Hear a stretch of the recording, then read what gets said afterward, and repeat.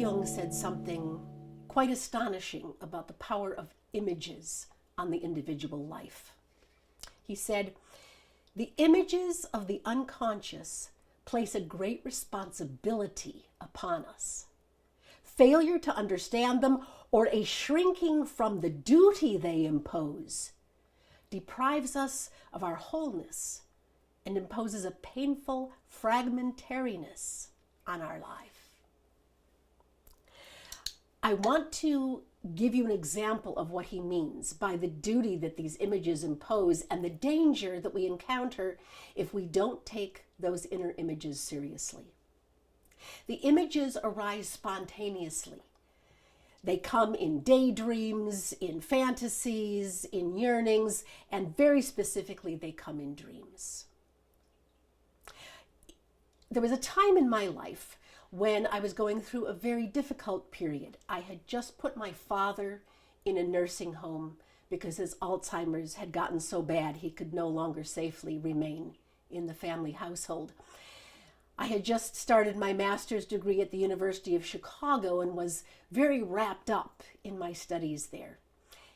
The necessity for me to change apartments came at this critical juncture. And I decided that I would find my eagle's nest. I was absolutely determined that I should get an apartment high up, one of the high rises that overlooks Lake Michigan in Chicago. And so I was actively looking for my eagle's nest.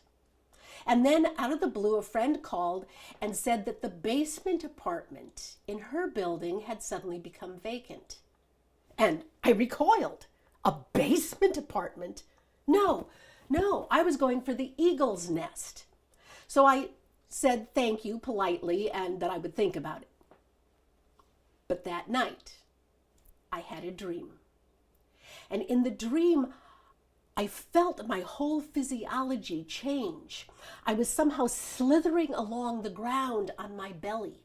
I was in a tight, dark place, working with great difficulty. And out of the corner of my eye, I caught my reflection in a basement window where the moonlight showed me that I had become a snake in a wood pile, and that I was moving into the wood pile with the rough bark all around me so that I could wiggle out of my old skin.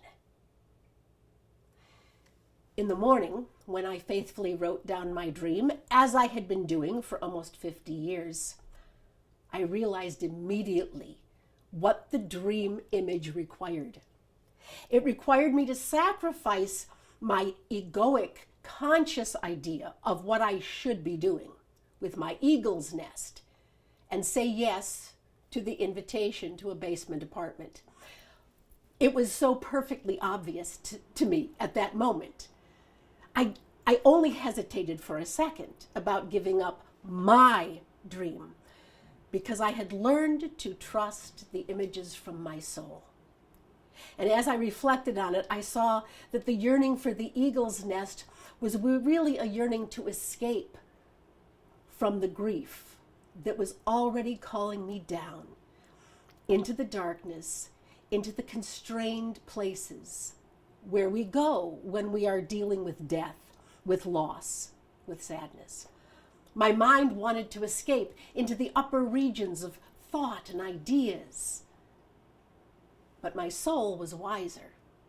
My soul knew that what I needed was to be deeply contained in the earth, in the dark, where I could work through with the friction around me, the snake in the wood pile, in order to go through that difficult transformation that would lead to the new birth.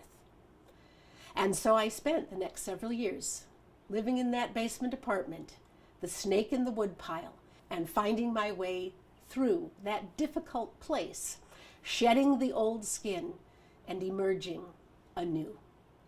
And that, I believe, is what Jung meant by honoring those images from the unconscious, from the soul, to lead where they want you to go.